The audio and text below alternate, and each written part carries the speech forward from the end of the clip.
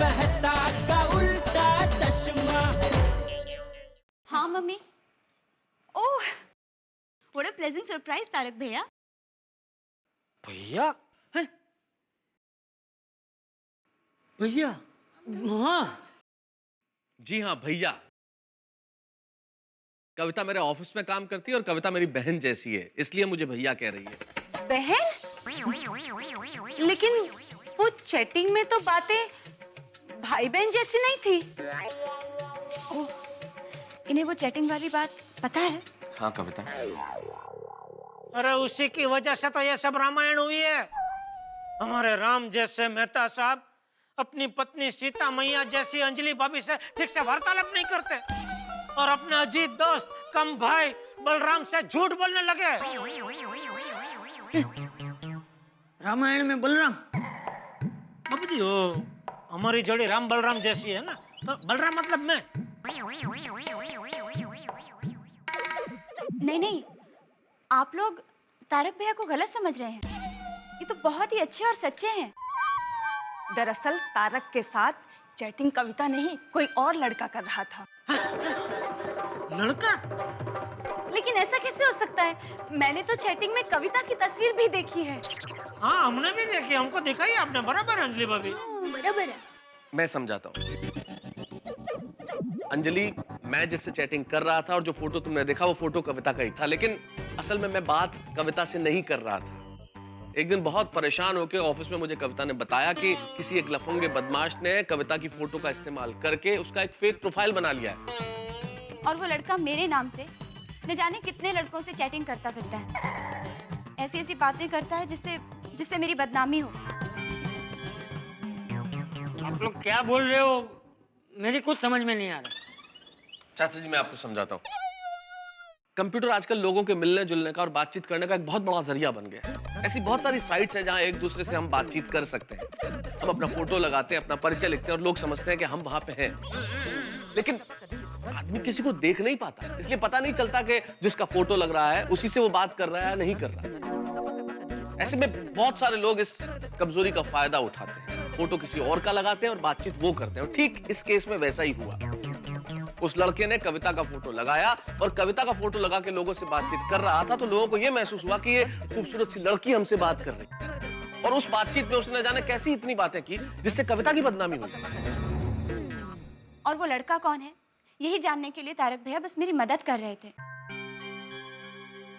क्या? दरअसल हमारी बेटी की शादी तय हो गई है। हमें डर था कहीं इस प्रोफाइल की वजह से हमारी बेटी की शादी न टूट जाए। क्योंकि जिस लड़के से मेरी शादी होने वाली है उसने वो फेक प्रोफाइल देख लिया था, इसलिए हम लोग बहुत टेंशन में थे। इसीलिए उस लफंगे बहुरूपिये का असली रूप सामने लाने के लिए और उसके खिलाफ सबूत इकट्ठा करने के लिए मैं उससे बातें कर रहा था, ताकि वो सारे सबूत मैं पुलिस को दे सकूं और उसे पकड़वा सकूं। अच्छा, मतलब आप घर से लैपटॉप लेके वो गाड़ी में कविता के साथ पुलिस स्टेशन गए थे? जी बलराम साहब, इसलिए कई बार आंखों से देखा हुआ भी सच नहीं होता जेठालाल। जब मैं कविता से मिला, उसके मंगेतर की गाड़ी में सबसे पहले उसके मंगेतर के पास गया और उसे सारा माजरा समझा और फिर पुलिस में जाके कंप्लेन की सारे सबूतों के साथ। तो क्या कहा पुलिस ने? पुलिस ने कहा कि वो उस लड़के की तलाश करेंगे और जैसे ही वो लड़का मिलेगा वो मुझे खबर करेंगे।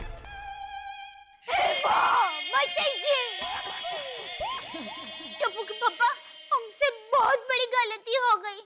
हाँ, बेगुनाह मेहता साहब पर इल्जाम लगा बैठे।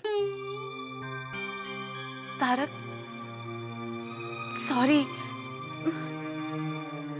Tarak, I am really very sorry. It's okay Anjali. पर आपने ये सारी बातें मुझे पहले क्यों नहीं बताई? हाँ, अंजलि कितनी बार बताने की कोशिश की तुम्हें, काश तुम्हारे पास वक्त होता उस वक्त सुनने का। सोना नहीं है? हाँ सुना है ना अंजलि, लेकिन अंजलि अब मुझे तुमसे एक जरूरी बात करनी है प्लीज। मुझे आपकी कोई बात नहीं सुननी। अंजलि एक्चुअली में मुझे तुमसे कुछ कहना है। तारक, मुझे आपकी कोई बात नहीं सुननी है। लेकिन चलिए आप सो जाइए। अंजलि भाभी, आपने मेहता साहब की बात सुन ली होती तो ये सब टेंशन होता ही नहीं। मेहता साहब, सॉरी। दया भाभी, आप सब तो मेरा भला ही चाह रहे थे ना, आपको सॉरी बोलने की क्या जरूरत है? हाँ दया भाभी, जेठा भाई, दया भाभी, मैं तो आपको थैंक यू कहना चाहती हूँ। अगर आपने मुझे मैके जाने से रोका नहीं होता तो आज क्या हो जाता। अरे अंजलि भाभी अब कमाल करते हैं, एक बहन दूसरी बहन को कभी थैंक यू कहती है। आइए आइए, लगता है यही घर है। भिड़े माधी भाभी आइए।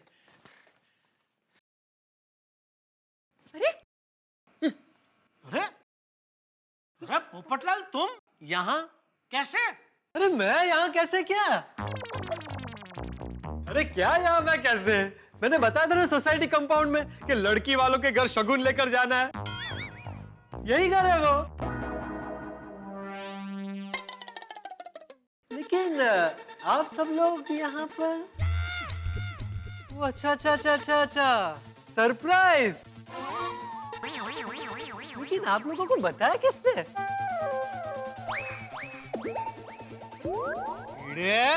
नटखट दोस्त, मुझे तेरा सरप्राइज बहुत बहुत बहुत अच्छा लगा।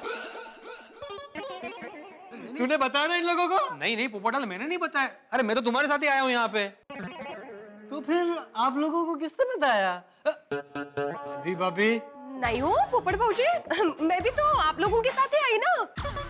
अच्छा, तो फिर आप लोगों को यहाँ का एड्रेस किसने बताया? मेहता साहब ने। कविता मेरे ऑफिस में काम करती है और मेरे बहन जैसी है। ओह, क्या बात है, क्या बात है। साले साहब, मुबारक हो मुबारक हो मुबारक हो। भाई आज तो मुझे सरप्राइज पे सरप्राइज मिल रहा है। आइए आइए आइए मेहता साहब, बैठकर बातें करते हैं। अहो, रिश्ता तो जान पहचान में निकला। हो ना? बरं झालं। बताइए कैसे करना है सब? क्या कैसे करना है पोपटलाल? अरे बातचीत तो करनी पड़ेगी ना शादी के लिए। ये किसकी शादी की बात हो रही है? मेरी और कविता की। अजी भाभी, एक्सक्यूज मी। हाय कविता। वैसे आज हम पहली बार आमने सामने आ रहे हैं। हाँ, लेकिन आप हैं कौन? ये क्या बोल रहे हो कविता? मैं पत्रकार पोपटलाल, तुम्हारा टेक बुक फ्रेंड। हम रोज चैटिंग करते हैं ना।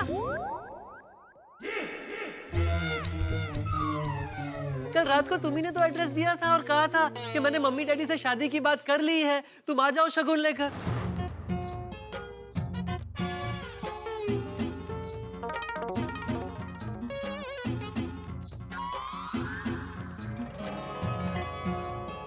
तो मैं शगुन लेकर आ गया।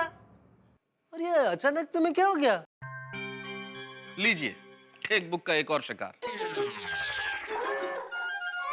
शिकार? काय चाललंय काय नक्की? अहो, मला काय विचारते? तू सगळ्यांना ओळखतेस ना, तू विचार ना। सावकाश सावकाश। मेहता साहब, नक्की बात क्या हुई है? पोपटलाल, भाई ये जो सारी गलतफहमी हुई है वो एक फेक प्रोफाइल की वजह से हुई है। टेक बुक पे आप जिसे कविता समझ के बात कर रहे थे वो कविता नहीं, एक लड़का था। हाँ। ओगो भाई, और वो लड़का कविता बनके आपसे नहीं कई लोगों से बातचीत कर रहा था। कुल मिला के बात का लब्बो लुबाब ये है कि आप एक लड़के से बात कर रहे थे। ओगो भाई। हाँ, वो मैं नहीं थी अंकल।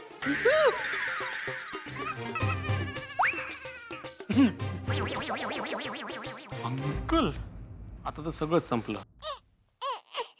ये तो होना ही था। चारू पोपट भाई, भगवान, ये शादी भी कैंसिल। कब होगी मेरी शादी? होगी भाई होगी, तुम्हारी शादी भी होगी। वो गीता में लिखा है ना कि समय से पहले और भाग्य से अधिक ना कभी किसी को मिला है ना कभी किसी को मिलेगा। तुम्हारी भी शादी होगी, तुम्हारा भी वक्त आएगा। कब आएगा मेरा वक्त? वो तो ईश्वर ही जाने भाई। हेलो, हाँ sir. Great great great sir.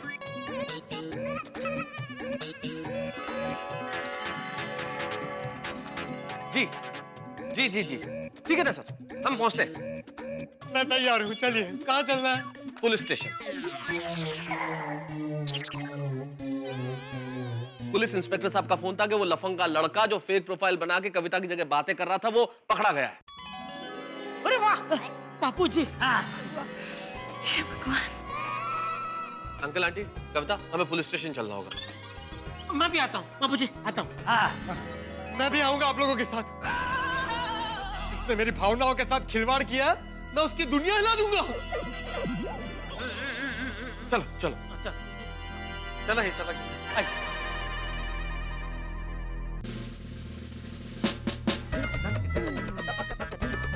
आइए मेहता साहब। इंस्पेक्टर साहब कौन है वो लफंगा? वो रहा लॉकअप में।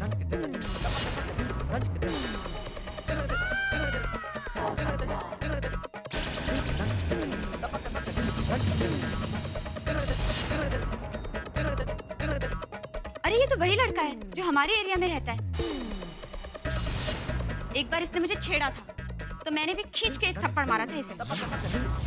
अच्छा उसी का बदला लेने के लिए इसने ये कांड किया। हद है हद है। अरे किसी का दिल जीतना है तो अच्छे काम करो। दिल में पहुंचने का रास्ता ये नहीं है। ये सब करोगे तो दिल में नहीं जेल में पहुंचोगे जहां तुम हो। वाह। सॉरी, मुझसे गलती हो गई। आइंदा कभी ऐसा नहीं होगा। सॉरी। अब पछताए होवत क्या जब चिड़िया चुग गई खेत। तो एनीवेज इंस्पेक्टर साहब थैंक यू वेरी मच। आपने इस बदमाश को पकड़ के हम सब लोगों के सर से बहुत बड़ा टेंशन दूर कर दिया है। थैंक यू तो हमें बोलना चाहिए आपको कि आपने रिपोर्ट लिखवाई, वरना कई लोग बदनामी के डर के कारण कंप्लेन भी नहीं करते हैं। वैसे इंस्पेक्टर साहब आपने इसको पकड़ा कैसे? दरअसल ये साइबर क्राइम है। जैसे इन्होंने रिपोर्ट लिखवाई हमने इस केस को साइबर क्राइम डिपार्टमेंट के पास फॉरवर्ड कर दिया। उन्होंने देखा किस इंटरनेट सर्विस प्रोवाइडर के थ्रू ये लड़का बात कर रहा है। फिर इंटरनेट प्रोवाइड करने वाली कंपनी के थ्रू उन्हें तुरंत पता चल गया और हमें इन्फॉर्म करते ही हमने तुरंत इसे पकड़ लिया।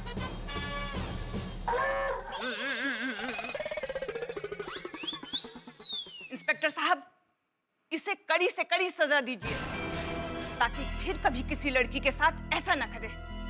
बेवकूफ, तुझे पता है तेरे इस गुनाह के छींटे कितनी दूर तक उड़े? ऐसा करता है कोई बेशरम? क्या आप लड़की के पिताजी हैं?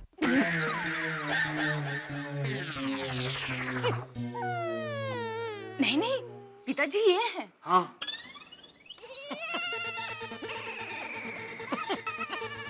मेरा अगर यहाँ और कोई काम ना हो तो मैं निकलता हूँ।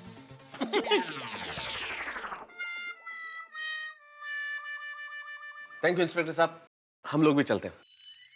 चलें कविता? एक मिनट तारक भैया, थैंक यू सो मच। अगर आप नहीं होते ना तो न जाने ये मेरी और कितनी बदनामी करता। कैसी बातें कर रही हो कविता? क्या तुम्हें मुझे थैंक्स कहने की जरूरत है? अरे बहन माना है तुम्हें और एक भाई का फर्ज होता है बहन की मदद करना, होता है कि नहीं? अरे मेहता साहब की मदद सिर्फ बहन तक सीमित नहीं है, वो अपना दोस्तों को भी दिल खोल के मदद करते हैं। मेरा तो पर्सनल फायर ब्रिगेड है। अरे मेरे जीवन में भी जब भी कोई छोटी मोटी आग लगती है एक फोन करता हूँ, मेहता साहब अपने बम्बा लेके हाजिर हो जाते हैं। अच्छा लाल। अरे दोस्त हो तो मेहता साहब जैसे हो वरना ना हो। मेहता साहब, फिलहाल अभी मेरे जीवन में आग लगी है, मदद करेंगे मेरी प्लीज?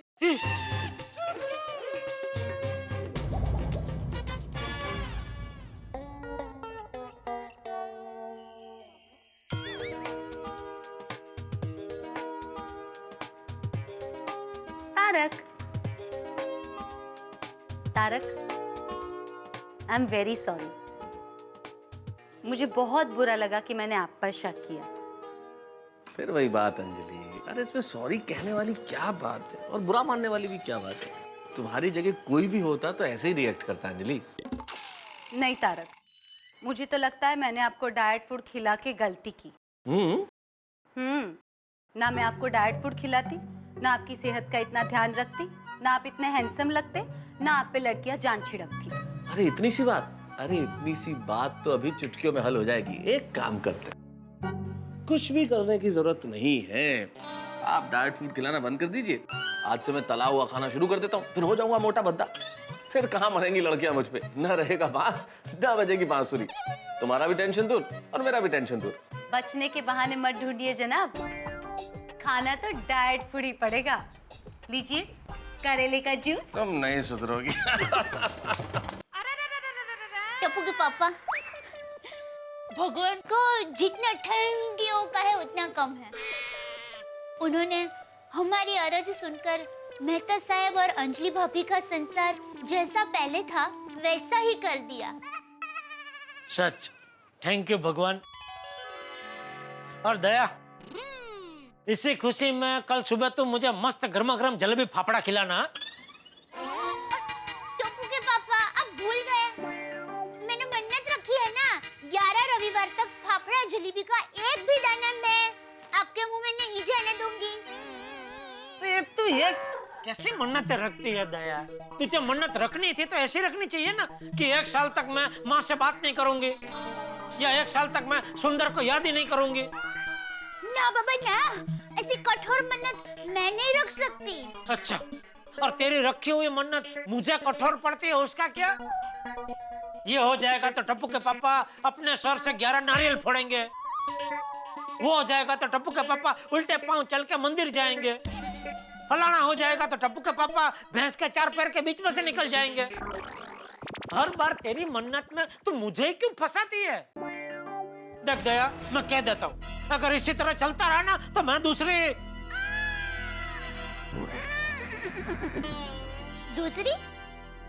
क्या?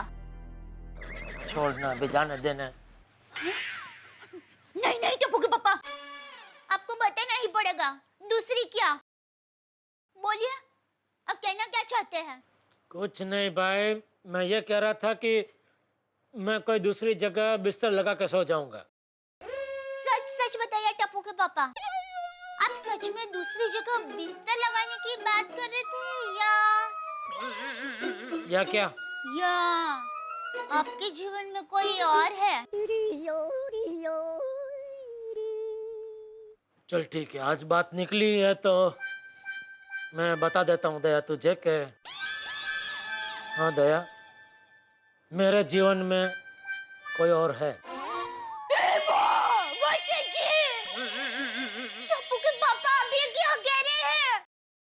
कौन है आपके जीवन में? बोलिए टप्पू के पापा, बोलिए बोलिए। अब बोलते क्यों नहीं? बोलिए ना, बोलिए, बोलते क्यों नहीं? कौन है आपके जीवन में? वही जिसे तू भी जानती है। टप्पू के पापा, पहली मत जलाइए, मतलब पहली मत बुझाइए, नाम बताइए। नाम ब से शुरू होता है और जी पे खत्म होता है। ब से शुरू होता है, जी पर खत्म होता है। बापू जी।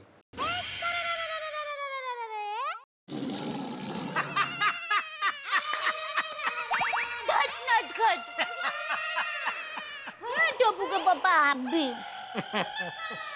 मैं तो लेडीज की बात कर रही थी।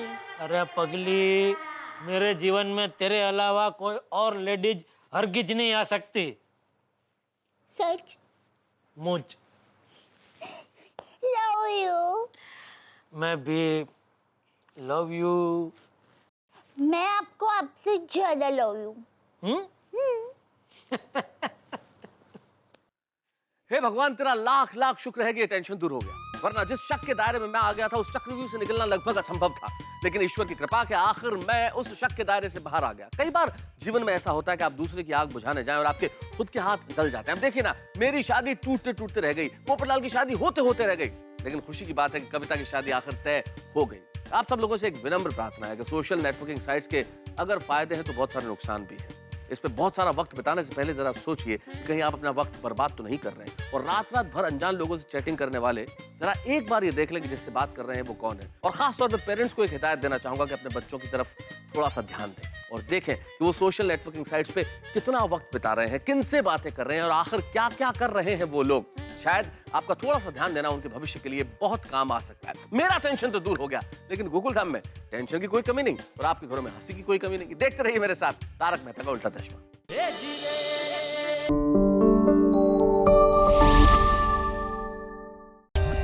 For more updates, subscribe to our channel, click the show links and enjoy watching the videos.